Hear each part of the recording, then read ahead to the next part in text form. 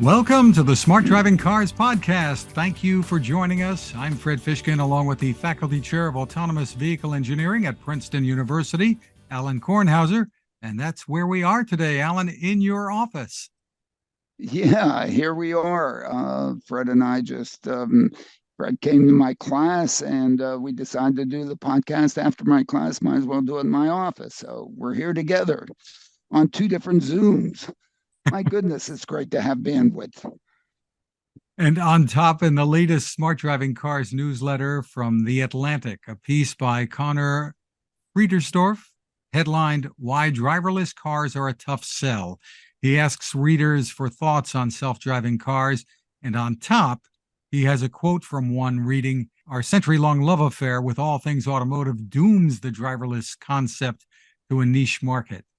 Alain, you had some comments here. Well, I guess he's talking to readers of The Atlantic, but I don't necessarily believe that The Atlantic is a representative set of the people who need rides, who can really benefit from this. And so maybe, for Atlantic readers who probably in the income distribution spectrum, somewhat pretty far up there in the, who knows what, 90th percentile, maybe each person does have access to a car. And if this driverless mobility is anticipated to get those who can drive themselves, not drive themselves, that's a pretty long reach. Why? Because to be better than that, given that you already have this sunk investment on a vehicle and a sunk investment on all the garages and driveways and whatever's to be able to easily use that vehicle, then the marginal cost of using it is essentially zero. And so, to put out a system that is going to have equal levels of service in terms of flexibility and comfort and so on and so forth, and also have a perceived cost of essentially zero, which is the perceived cost that we have of a marginal trip in one of these vehicles when we can drive it ourselves. That's a pretty high bar that you have to achieve. And so, at best you're going to break even, maybe a little bit, because, oh my goodness, I don't want to deal with the hassles of parking. But if you look at the 50% of other trips that take place, at any particular instant of time where you need somebody to give you a ride. Now the question is, who's going to give you this ride, or what's going to give you this ride? And if what's going to give you this ride is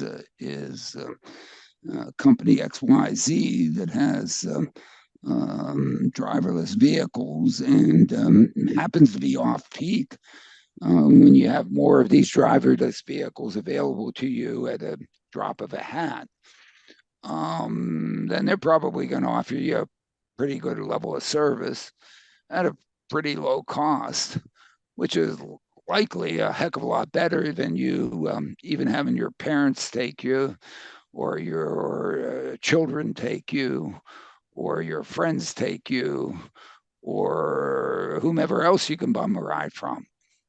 And unless you happen to just be going to where the mass transit system is taking you at just the right time, then doing better than a mass transit system that doesn't do that is next to trivial. So all of a sudden, my goodness, it looks pretty darn good.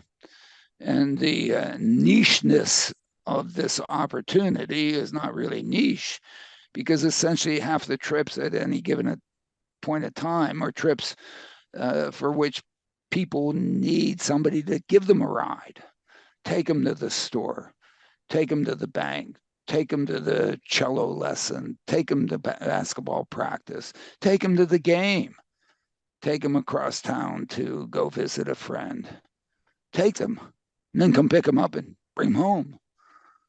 So all of a sudden, my goodness, a system that is just out there, just, available to do that, looks pretty darn good. Not a niche market. essentially a billion plus person trips a day. Half of them are being made by people that can do it for themselves, as I call them, Home Depoters, do it for yourselfers by having their own cars available at a essentially zero marginal cost. Who they do it themselves. The other half, oh my goodness, not really that easy for much of the time.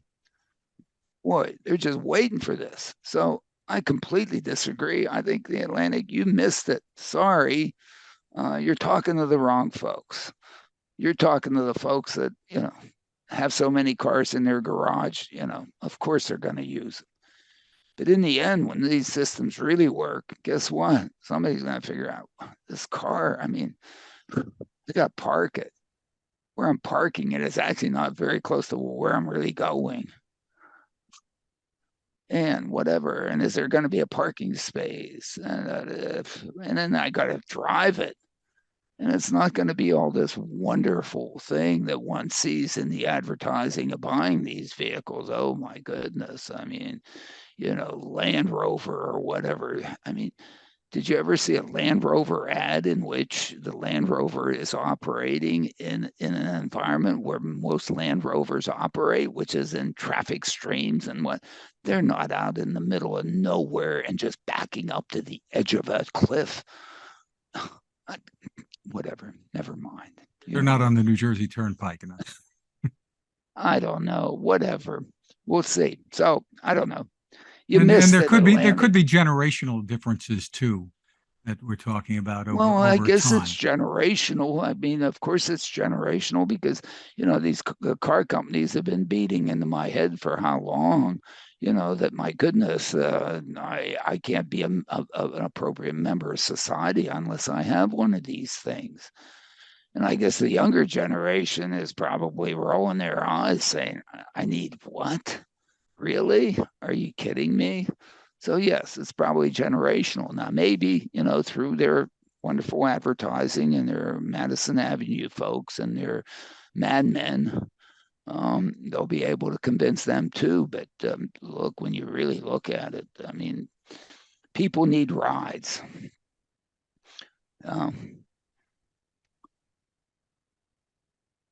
Anyway, and that's what it boils down to. That's what it boils down to. Tell me how I can get a ride the easiest. But we'll get to the elevator later. Saving it. No doubt. No doubt. Always end up there. So another piece from Forbes, Mercedes-Benz Drive Pilot, the self-driving car has parentheses sort of arrived. And they're talking about the latest software, Mercedes-Benz Drive Pilot. Yeah, no, that's great. It's doing well. So yeah, wonderful. Yes. And that, I guess, limitations as there are with all of the systems that are on the road for consumers today, and what you can and can't do with it. Yeah, absolutely. I mean, it does some things. Absolutely, the comfort and convenience and so on is great. But it's great for the person who can give them the Home Depot person, the do-it-yourselfer, and it makes doing it yourself even easier. Wonderful. But to do it yourself, you've had to invest in the CapEx and all the other entourage that allows you to do it yourself. And again, if you have that, then wonderful. It's great, of course, no doubt. Do it, please. And we've been saying for forever that is a great market. But in the end, it's only half of the market of rides. Andrew Hawkins in The Verge has a piece, how Uber learned to stop fighting and play nice with taxis. And he mentions Los Angeles Yellow Cab and its plan to list about 1,200 taxis in Uber's app as part of a pilot program. Yeah, so I had the pleasure of being at the IATR International Association of Transportation Regulator meetings in Scottsdale at the end of last week that was put together by Matt Dowse, former commissioner in New York City Taxi and the Limousine Commission. there, there was representation from Uber, Lyft, as well as taxi and limousine, and with respect to regulation, overarching, how are these going to operate? Who's going to serve whom? How much? Discussing whether or not it is a good thing to have to know what a ride's going to cost you before you get into the vehicle, or to just know that your ride cost is going to be computed on some algorithm that is then embossed in a meter that will be sure to count do all the dot all the I's and cross all the T's. And I guess that's still part of the argument. Well, of course, the Uber model is out there. I'll tell you what it's going to cost you. And the taxi and limousine, classic taxi and limousine, is we're going to be out there on this meter. The meter has set values, whereas the price you're offered by Uber, Lyft can be changed based on congestion pricing. And of course, everybody's wondering, well, how the heck did you figure out that congestion pricing charge?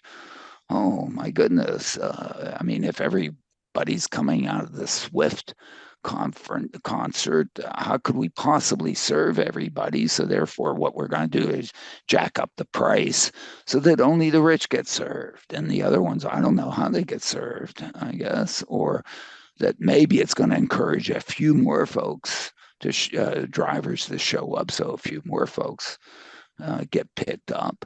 But that's how we're going to deal with high demand. And I guess I just couldn't take it anymore, and so I commented that my goodness, there's another way you can deal with a surge in demand. You could actually share rides as opposed to being just ride hailing. You could be ride sharing. I mean, really ride sharing. I know some people call it ride sharing. It's not ride sharing. Sharing a ride with a driver is like sharing a ride with a computer. No, sharing a ride. If I'm sharing a ride with you, Fred, we weren't going together anyway. That's sharing a ride. Oh, they were infuriated. I mean, share rides. Oh my goodness, who would want to share a ride? I don't know. So I wasn't very popular at points there, but to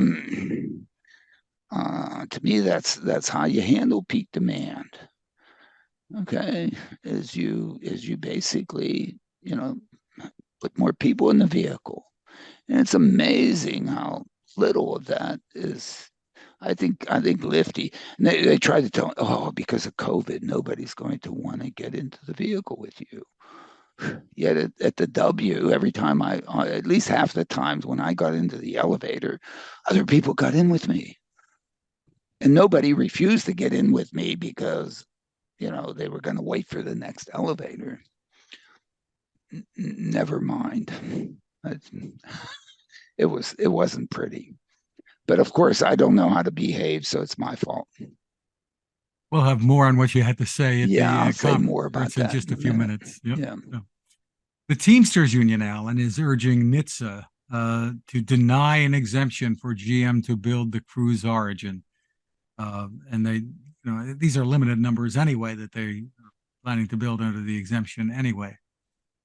Well, is of course the way I see it. There are two fallacies with their interest at not having driverless trucks or driverless vehicles.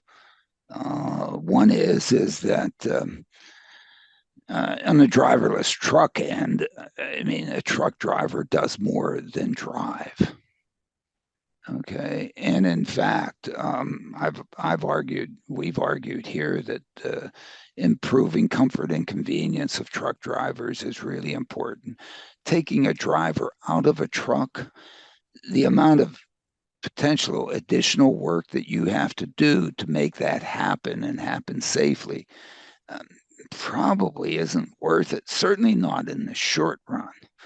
So the thought that you're gonna have any truck driver become unemployed, especially with the enormous truck driver shortage and so on at this point, is non-existent. Now, what it does is if you just improve the quality of life, the quality of the office for the truck driver, which we've said many times here that OSHA should really be in there, highly encouraging CEOs of trucking companies to improve the quality of life of the drivers by putting in advanced driver assistance systems in trucks. Then if you improve the quality of life of that job, I think more people will want to do it. And given what UPS and others are willing to pay drivers, my goodness, as if I was starting my career, I wouldn't want to be a professor,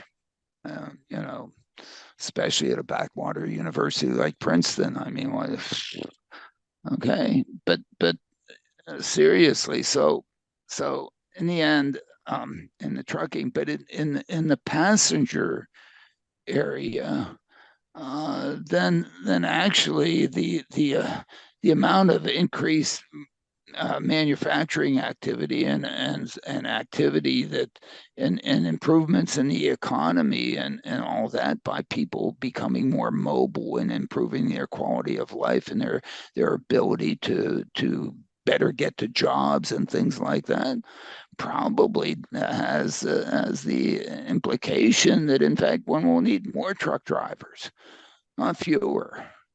And so one should look at that. And if the Teamsters are really just trying to protect UAWs or other people that might become unemployment, what this does is just the person that ends up being unemployed here is not a driver because of the crew's origin, because we're going to need as many drivers, human drivers, to drive people as are being driven around today, because the type of ride that they need can best be delivered and they'll best buy it because it has a driver.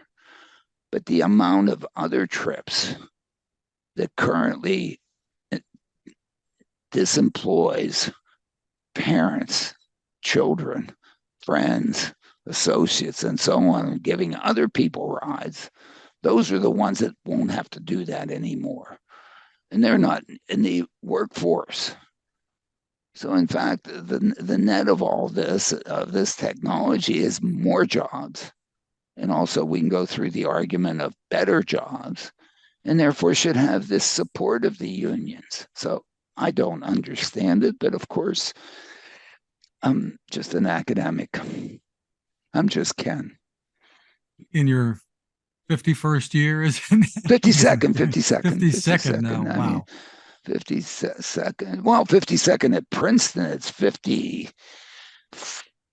the third, fourth. I start in January. So when January comes around, it'll be 54th. I will have completed 53. Never mind.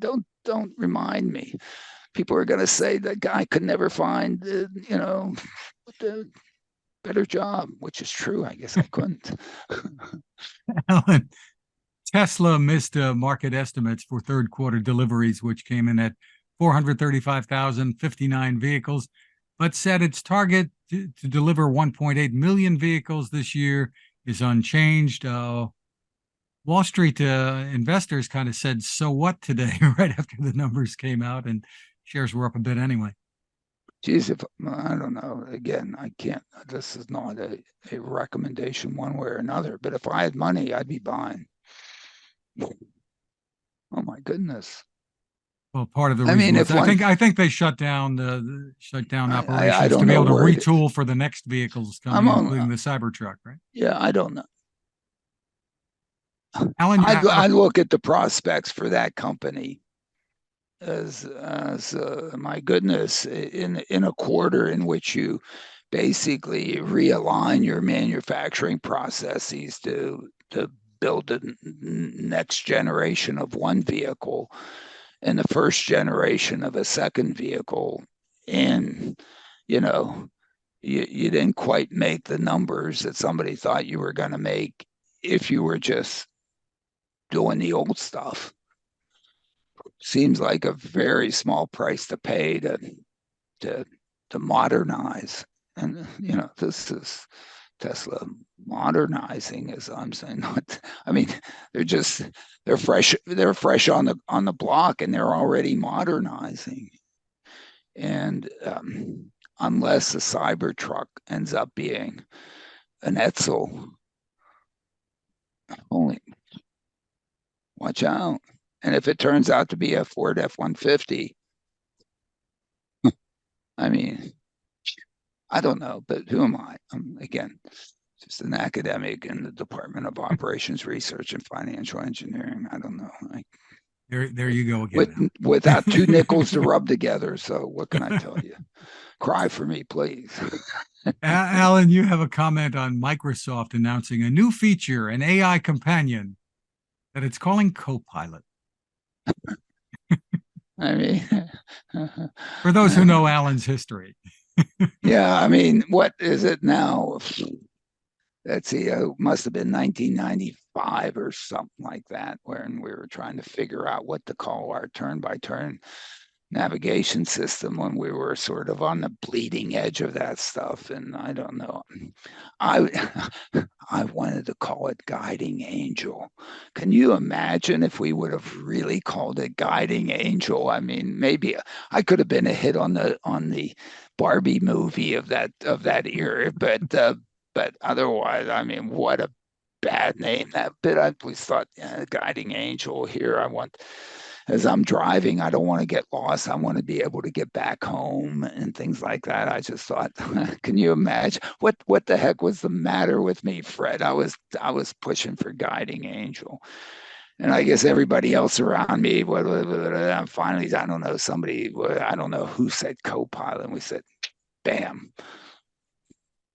I mean, CoPilot helps, doesn't do it, but is a helper.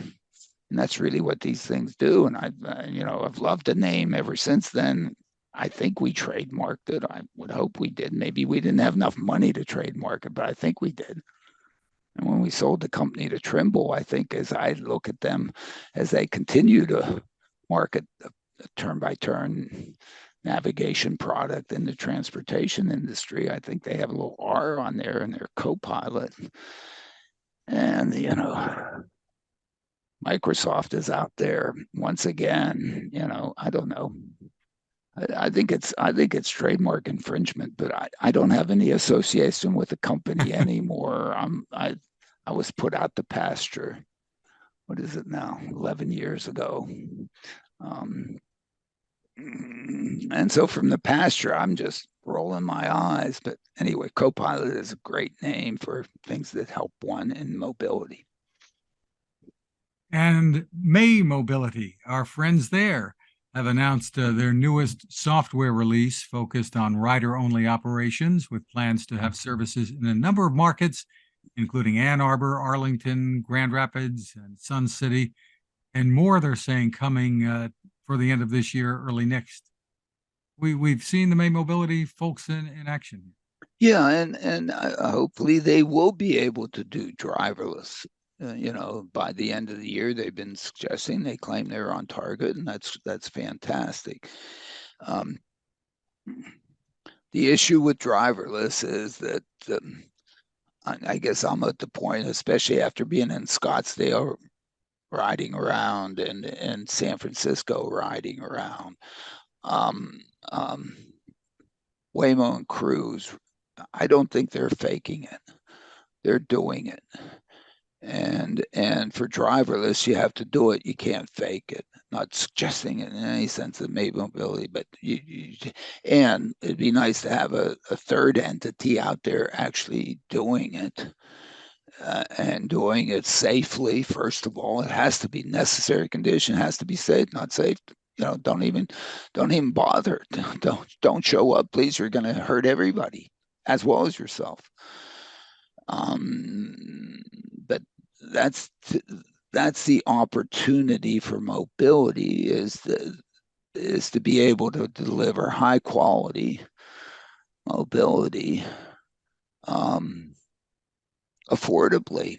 And the way you can do it affordably is, of course, you can price it low if you have a sugar daddy that's picking up the tab. But the question is what happens when that runs out, and how long do you have to go back and ask for, say, the students' alms for the poor, which is where mass transit in the United States has been since I've been in the business, which is again more than 50 years, and looked at it even in history. It's hopelessly I don't know, maybe bankrupt. In other words, having to ask for public subsidy to do what they need. Now people will say, well, we couldn't do the car unless there was a public subsidy in there for who knows what. They're, not really being a good steward of the environment or whatever, and then so on and so forth. But, with respect to public transit, I mean, there are, dollar budgets allocated that are gained out of tax dollars to keep those things afloat. So the only way to, and I guess I spent my life trying to find systems that could do it without a subsidy and be affordable. In other words, really reduce the cost. And the only to reduce the cost of giving a ride, you have to have enormous productivity of the physical assets that you bring to bear to do that. That's one. And two, you can't afford to feed too many families. You can afford to feed some, but you can't afford to feed too many, because feeding a lot of families is expensive. And so, is there a way to do it with high productivity and with just a few very productive workers who really earn a great salary and feed their families well? Which is, I guess, where I think we are about to enter with driverless. And for those who need a driver as part of their mobility, absolutely, please pay for that driver. But when you pay for that driver and you take an Uber Lyft trip, tip well, okay? Because that person has to feed their family, and they're giving you a ride. And if you can't afford it, then that's really where we need to find another way to do it. And we can't put it on the back of taxi drivers or Uber drivers or Lyft drivers. Why should they not be earning a living wage to provide you service? I mean, they can do it as a contribution to society. Absolutely, encourage them. And there are many operations that sort of work on volunteerism to give people rides. Catherine Freund's ITN network, which basically is organized to have seniors give back by giving rides to mostly other seniors. And I love Catherine for what she's doing, what she's been doing. She's fantastic. Okay, and the people who do that get a lot of value, personal value, out of doing that. But that only works in a certain sector. That doesn't work everywhere. There's a lot of people for which one can't find volunteers to do this. Now, if we set up an economy out there in which people that get a living wage just because they're people, and therefore, as what they want to do in return for that living wage, give rides to people very affordably, I'm all for it, of course. But we're not quite there yet. So right now we're just trying to say, my goodness, maybe we can apply a couple of these computers here and so on and so forth, and maybe get that done so that at least the people can have some mobility out of it. I mean, That's where all that stuff comes from. And I think that leads us to Arizona and the conference that took place last week, the IATR 36th Annual Conference. And you spoke about modernizing mobility. Yeah, the focus was modernizing mobility. And I mean, you can imagine kind of the tension in the room where you have the taxi and limousine industry on the one hand. Let's not say that they're the conventional industry out there to give rides. That's just been, in some sense, transitioned by a new mobility form called ride hailing, which for them basically came out of nowhere all of a sudden. My goodness, you don't need to call a taxi dispatcher, and you actually don't even need a medallion to deliver the service. And something that nobody ever thought anybody would do really is get into a stranger's car and have them drive you someplace. Certainly not anyone in the economic strata that now basically dominates ride-hailing ridership, which is upper income strata on business trips. Who would have thought they would get into just somebody else's car to drive them? But in fact, everybody is, or not everybody. A lot of people are who can afford it. And the reason is certainly the ride hailing folks did a fantastic job on the app and on rating systems that end up, and somewhat ensuring on a naturalistic basis appropriate behavior by the driver and appropriate behavior by the rider, because the rider rates the driver and the driver rates the rider. So if you go in and you get bad ratings as a rider, and you go in and request a trip, I imagine that the Lyft and the Uber algorithms say, we have a lot of other customers here we want to take care of first. Maybe, if we're really desperate, we'll give you a ride. At least I would hope that that's what they do. Okay. And on the same thing, if all of a sudden,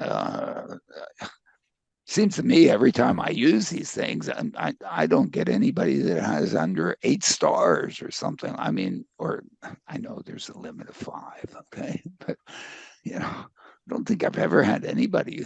Now, maybe since I'm such a good rider, the algorithms treat me really well and only give me the best drivers. I get, maybe that's going on in there, but of course I would behave. Well, maybe some people are surprised that I behave. So they've been disrupted by that system. Now all of a sudden, here comes a driverless system that now can maybe do the same darn thing, almost the same ride, without the expense of a driver. So all of a sudden, it's one thing to be able to compete against another wage earner who has to feed a family, and maybe just some computer support that one person happens to have versus another person not having. All of a sudden, now here's somebody who basically can do all the same things that Uber and Lyft can do, and not pay for a driver. So that their cost basis of doing this is, I don't know, a fifth of what it is for a driver. Wow. Now that's disruption in a marketplace. I have essentially just as good service at, a opportunity to price it substantially cheaper. I mean, Schumpeter, the economist, longtime former Harvard economist, that is a disruptive technology. And so now they're facing that as a possible entity in this. And I guess, in my thinking about, what message I might try to give the taxi and limousine um, community, I think if I may say, my central message from my perspective, whatever good or bad that might mean, is that if in fact we do get the creation of vehicle fleets of automated vehicles that deliver this mobility to those who need a ride, I think those entities are going to need someone to operate them. I don't think it's going to be one centralized operation, let's say somewhere in central USA and in Kansas, somewhere at the geographic center of the United States, that sits there and manages all the fleets around the country. I think, each community, each city, each whatever is going to have its fleet managed by, I don't know, a franchise, call it a franchise, that does that. Just like, I don't think McDonald's headquarters manages each and every one of the McDonald's around the country. I mean, or same thing for Starbucks. Starbucks is out there selling coffees. These things are out there going to be selling and delivering rides. So yeah, you need somebody who knows about delivering rides and knows about the customers who need rides. To me, the people who know the most about customers who need rides in a community are the taxi and limousine operators or operator. So in sort of my vision of how this would evolve is that a taxi and limousine operator would then augment what they do. They have some folks that deliver mobility with a driver, and they have a whole fleet of vehicles that deliver mobility with a computer, and they manage this operation to best serve the community, to best serve the customers, just like any other sort of franchise or business in the community does that in their particular niche that they operate. So, the simple message, a lot of messages were being put out there, but the message I was saying, if I look, geez, driverless for a taxi and limousine operator in a community is an opportunity for you to take your business and double it, grow 2x, maybe 3x, maybe 4x, maybe 5x, maybe 10x, maybe 20x. You're the one that should be managing those things. Yes, some centralized entity is going to provide you with the manuals and the training and all that to maintain the vehicles and to make sure that they're clean and to make sure that they're fueled, and will probably then lease to you the software for empty vehicle management and the marketing and all the advertising and all the other things that you need that a McDonald's needs to deliver hamburgers in a community, or that a Starbucks needs to sell lattes in a community. And this is an opportunity for you to position yourself to do this. I don't know. I mean, that's still kind of in my grandiose view of taking the technology that works and putting that out there. Now, somebody might say, well, why isn't it a transit agency? Aren't they in the business of giving rides? Yes, they are in the business of giving rides, but they're also in the business of making sure of satisfying whatever bargaining unit is in their midst, and that just seems to me to be just a harder discussion to have. And so, while it is transit, I've not seen a transit agency go out there and say, "Hey, my goodness, all of a sudden, I really want to double my ridership. I really want to increase my ridership by a factor of 5. And the way that I can do this effectively and efficiently and productively and inexpensively is by embracing driverless mobility as I augment the service that I haven't seen it. Now, maybe I haven't been paying attention, or I didn't answer my phone. I don't know. I haven't seen it. So that was the main message. The other message is maybe, as I sort of gave this, I'd sort of like to go through the slides that I presented just for the heck, and people want to see the slides because, of course, it really brings out the elevator analogy, and then look at kinds of the things that I was showing for an operational design domain in Scottsdale. And not only where one might have provide the service, but also what it might look like in terms of a real-time simulation of an animation. Well, let's take a quick look. Yeah, so I just titled my presentation, Modernizing the Giving of Rides. At the IATR 36th Annual Conference. And of course, I used it as a way to plug my book, my upcoming Elsevier book with Michael Senna, The Real Case for Driverless Mobility, putting driverless vehicles to use for those who really need a ride. Anyway, hopefully Elsevier will get it out in December, and we'll see. And of course, everyone should get my book, but whatever. But really, it's all about level of service and the delivery of rides is really what we're talking about. And the delivery of rides, safety is absolutely necessary. If you're not safe, forget about even trying. Please don't, because one, you're not going to be able to do it. You're going to just cause harm, so don't do it.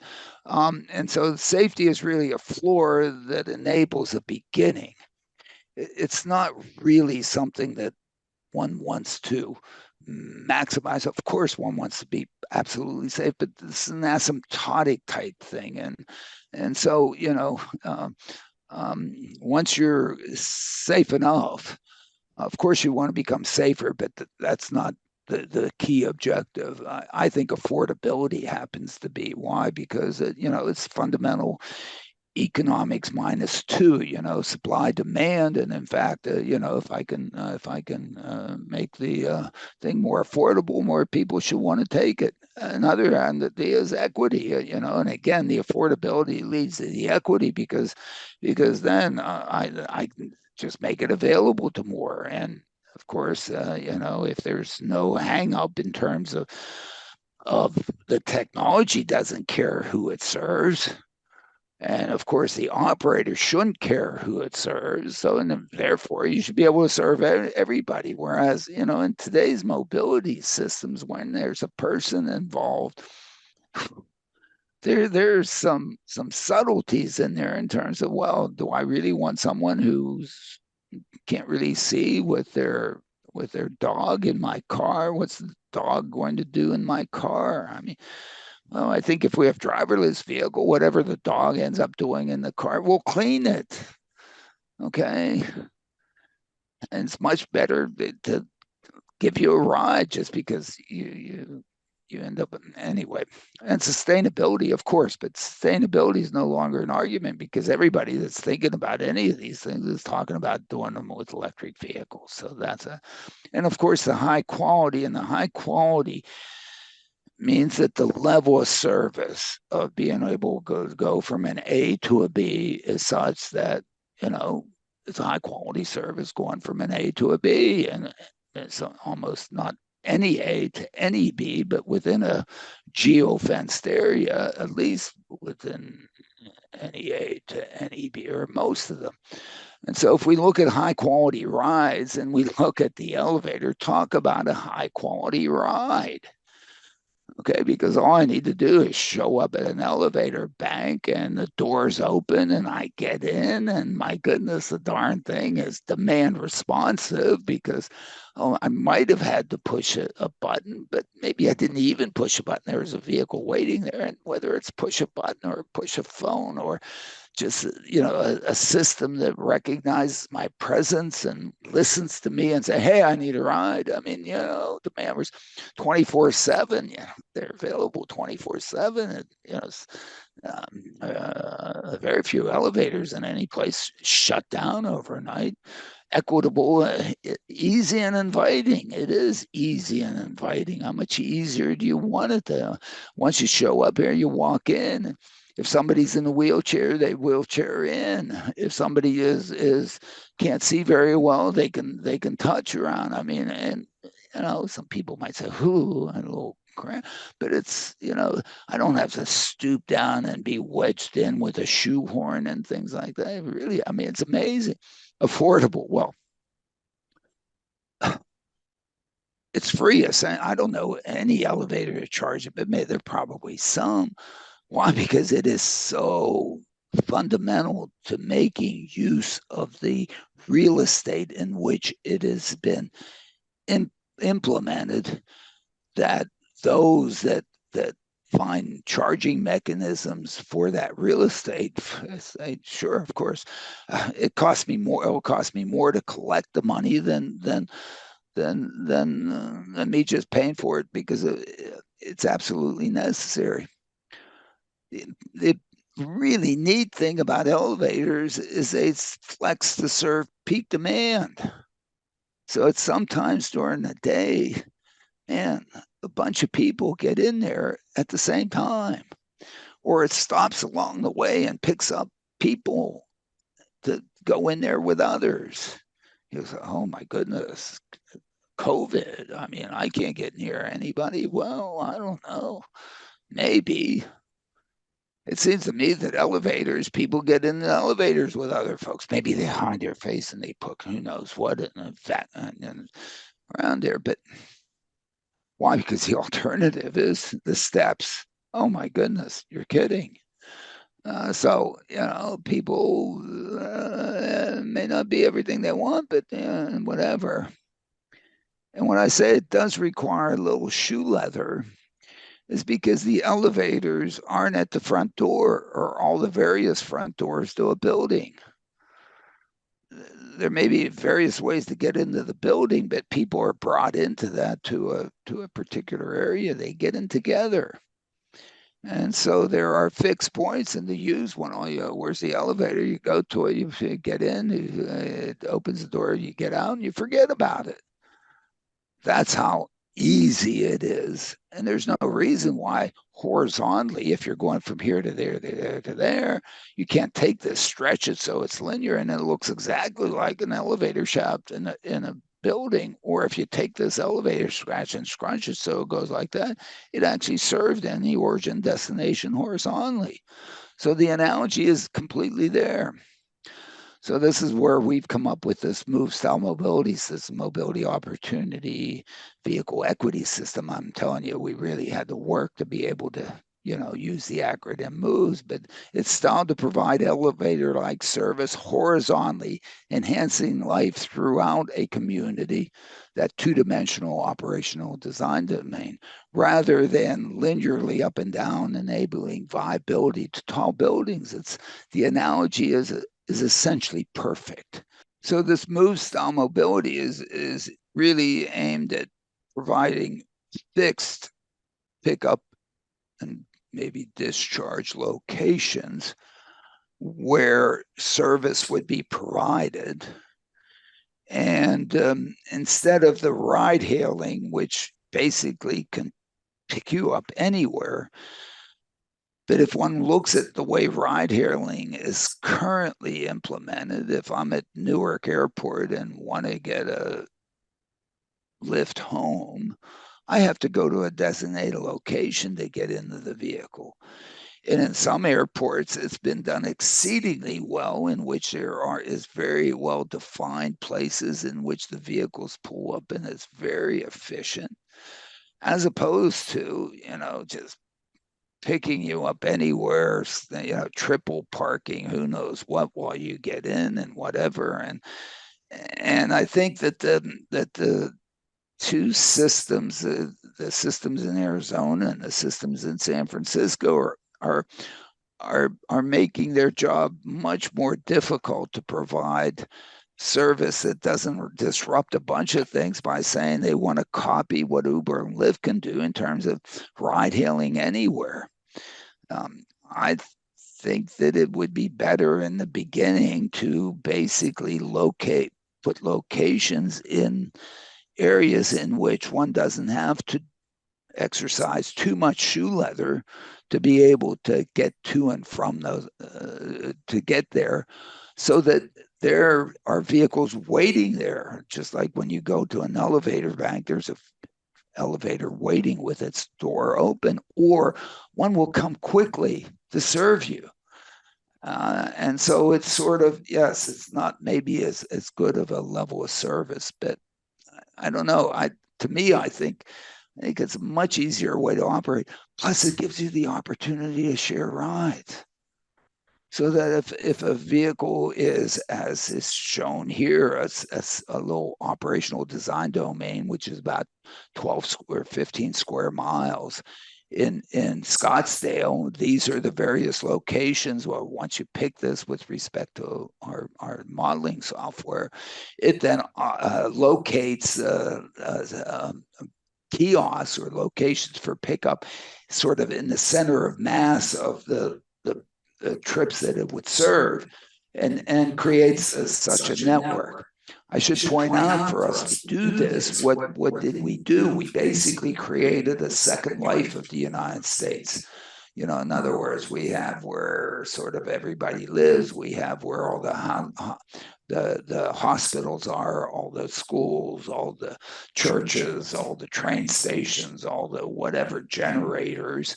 And as part of that, we've created a virtual representation of the 320 or 30 million individuals that live in the United States as represented by the census, and created households for these, and basically put economic characteristics so that we have some sort of auto ownership in the number of vehicles they have available to them, and for each individual, basically put in a daily tour that would take them to work, take them to school, take them to synagogue, take them wherever they wanted to go, take them shopping. And so what we have out of this is 1.1 million trips, 1.1 billion trips for the United States for these trips. So what we can do for any area is basically we can take a bounding box, which is what we did here to create this network around Scottsdale, Arizona, which is where we're giving the talk, and basically out of that extract the trips that would be in that area, and from that put together a moves network, which is then represented by these particular kiosks. And we can see here by the color rating, the number one, the biggest kiosk is down here in this particular location. And what we can do is basically look at the trips that might be served by this kiosk. It's ranked number one. It's on East 4th Street. It has a market capability of 4,416 trips per day.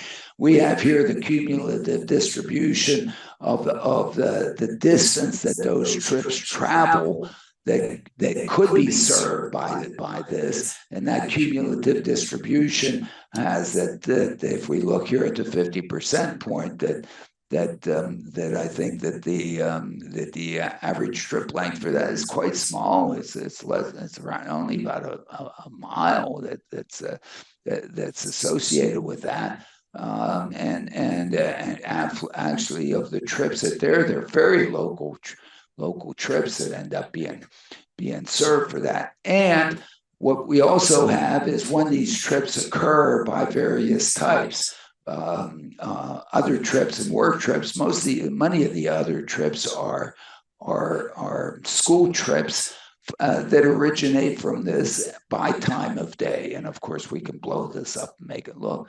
With respect to the whole area we have in terms of of trips that are greater than a half a mile, we have a total of, if I can read it, 17, wait, no, that's not the right number, 28,255 person trips per day is a total addressable market for this particular area. This happens to be that kiosk, if I can zoom into another kiosk, this rank, there are much fewer trips associated with that kiosk right here. There are only, this is the 36th ranked kiosk. The number of person trips that it can serve is 229 per day. It's not all that many, but that's really what exists for this.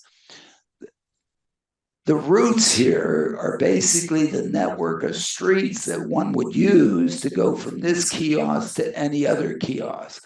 And as you can see, then is then representative of the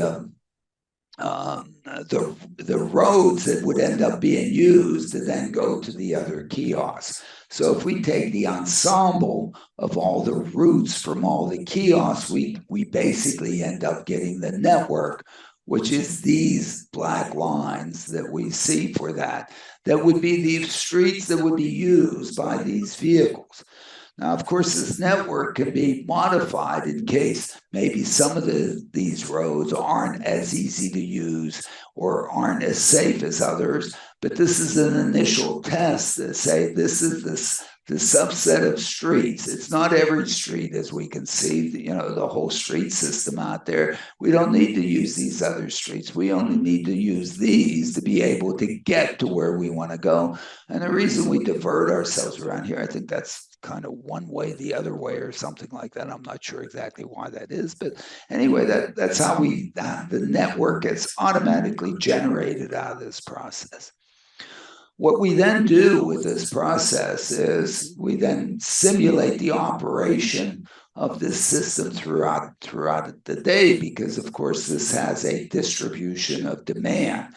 So what we now do with the system is we basically simulate its operation, and can simulate its operation based on a number of different parameters. For example, a fleet size, which is, as you can see out here, we're going to look to serve this operational design domain here with each of these station locations as is shown with 50 vehicles.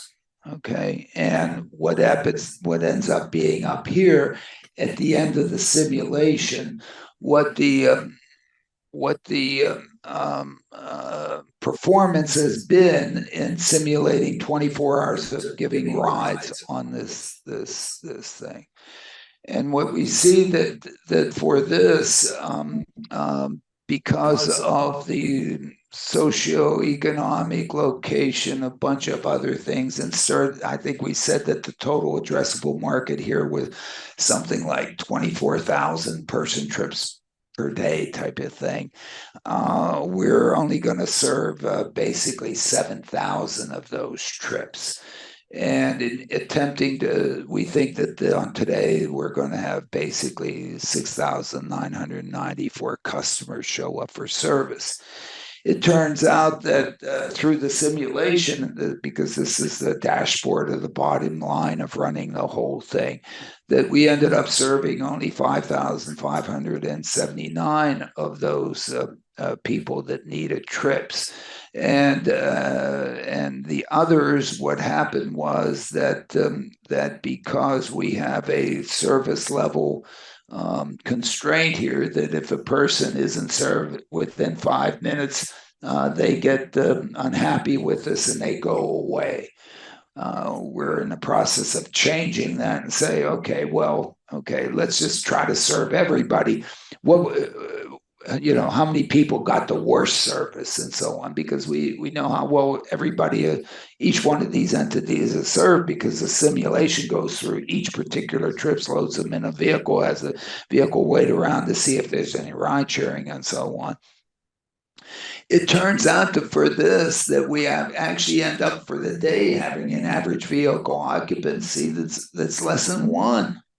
Okay, there has been some ride sharing going on, but there has to also be some empty vehicle management. You have to get vehicles from maybe a centralized depot to the locations, and maybe back to the depot to get refueled, cleaned, and so on and so forth.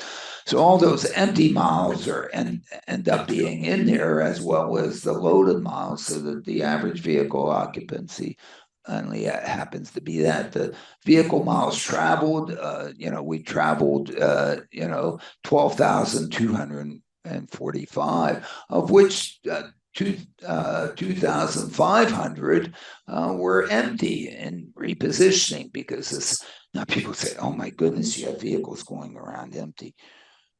In fact, in the daily flow of vehicles here in Princeton or anywhere, do you know how many of those vehicles are actually empty of riders? If a parent gives a ride to a kid to cello lessons and comes back home, when they come back home, that vehicle's empty. It has a person driving, but that's not a rider. So what we're talking about here is empty of riders, and what we're talking about in terms of average vehicle occupancy, there's usually, essentially almost all the time, on average, a rider, and these are the number of riders served, and these are the numbers for, like, how long do people have to wait for the elevator door to open? You get in, the doors to close, and for the thing to leave. I mean, the average wait time was 3.85 minutes on departure, which isn't all that long. And we know that in this simulation, it was never greater than 5, because if it was going to be greater than 5, we assumed the customer got disenfranchised with us and decided not to use us. So that's basically what happens to this. What this number is here, the 38.96 seconds, is if we look at those for which a ride is shared, they may not have been going exactly the same place. They might, a little diversion may have had to take place, drop them off, and then to take the person on to the destination. For those for which there was added time added, it added less than 40 seconds to those trips on average. So in fact, the alignment of the shared rides in the simulation was actually really quite good. What we have down here is really what's happening instantaneously at this time, which this time here happens to be right now, 3 minutes and 38 seconds after midnight. Okay, so maybe we'll kind of, move it down, because not much happens. Let's go to, somewhere around 7 o'clock, and maybe we'll and let's let this thing go. So this is then what is happening at this particular time, 7:10 in the morning. We only have things haven't really started happening. We only have 3 vehicles moving out there. Not too many passengers are going. If we go a little bit deeper in time, around 8 o'clock, we see that many more vehicles are going in that simulation. If we sort of hold it up for a second, I think if I can stop it, okay, we can see that over here, with respect to the occupancy, these folks out here in these vehicles have only 1 rider on board. Let's see if we can find vehicles. This vehicle here, because it's red, is being empty vehicle repositioned. And I think we have, I guess, the color here. Here we have two. We have a ride share right here in terms of what's going on. So if we continue the darn thing going, this is now 8:33 a.m. 8:34 a.m. We have 22 vehicles in operation. We can speed up the animation a little bit faster. We now have 23 vehicles moving, 19. They're going in, dropping off people, picking up people, and you can kind of see where the activity is going on in that operation. Let's see, let me zoom out a little bit more. Well, maybe not quite that much. Not too much happening up here. We have 19, 20 vehicles. We can then move to other parts of the day. This is at 10:45. This is after people have gone to work. This is what's moving around in midday. We can then look at it at 2:39, 2:40 in the afternoon, 20 vehicles going on, and you can see them moving around.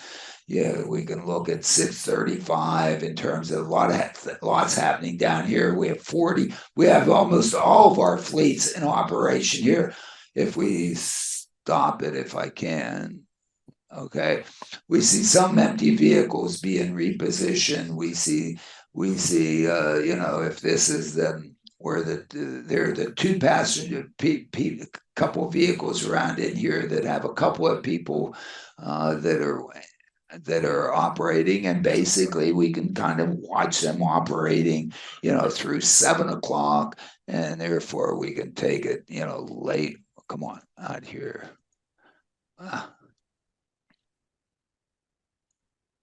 Oh, went too far. Come on. Don't restart me. We can look at 9, 10 o'clock at night as to what's happening. A lot of empty vehicle repositioning is going on. We have 25, 22, 21 vehicles that are being used. It's now 11 o'clock at night. And basically through this animation, we can see and as we approach midnight, there's less and less vehicles being used. We can see how this network operates in this level of service with this configuration and with the empty vehicle management algorithm that ends up generating daily operational characteristics as is shown here.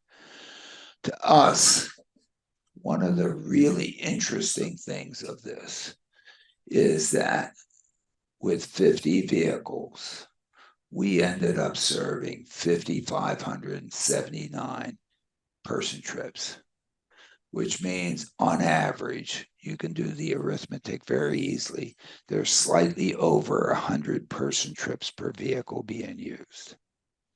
If we then put this in our cost model with respect to this kind of vehicle productivity, this number of miles being used in terms of the vehicle operating costs, the costs that one would have, or the budget that one would have for marketing, for customer acquisition, for customer retention, for insurance, for cleaning, for energy, for all the other things, we can then come up with, through our cost model, what it would be, the cost to operate this per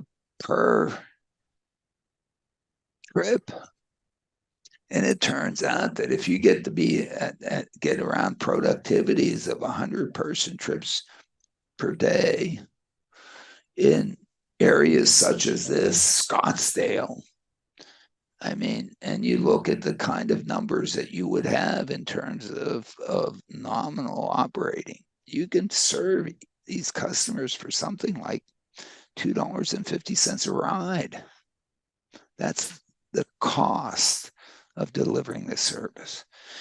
If we can be delivering service at that level, and we haven't even optimized the locations of these kiosks or really optimized the operation, the opportunity to do affordability throughout the area and just give rides, to me, is phenomenal. And I can't understand why Cruise and Waymo hasn't been out there. Oh my goodness. Okay, and this is just with 50 vehicles out there serving just this little area.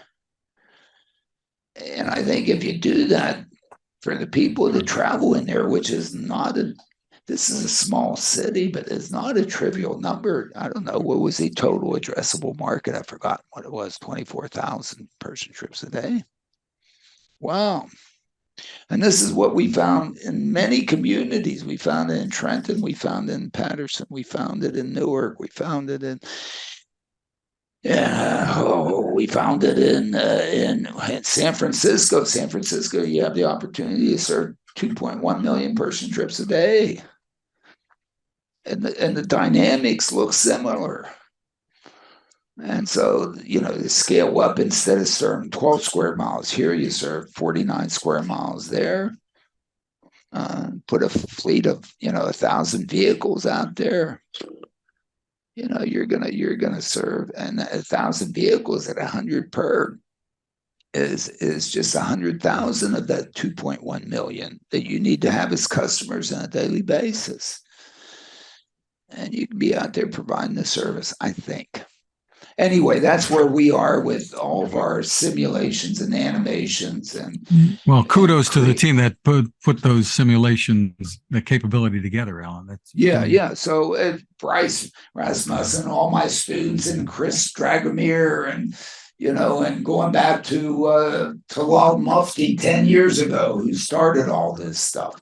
Talal was the first student who we just got frustrated with everything and said, geez, what we want to do is just create a second world and create the virtual individual so that we could look at each individual just at one time, but at least look at what all this can be in the microcosm of that I think is appropriate in terms of the trip making. So that's where we are. Terrific. And that kind of tool is really available. You're going to make it available. Yeah, no, we have it available. So, it's this is all done in the academic environment. It's my students are playing with it, or we'll play a lot more with it as we get through the semester. But, and we just do it. Terrific. On that note, we're going to wrap things up. Hop on an elevator. So you can find us at smartdrivingcar.com, also on Spotify, TuneIn, Apple, Google, SoundCloud, wherever you turn to for podcasts. You can find my tech reports at textination.com. I'm Fred Fishkin, along with Alan Kornhauser. Thank you for listening or watching. Please continue to stay safe. And thank you, everybody, for listening to me droning on. I just wonder whether or not you all made it, but I'm just into it. So hope you are too.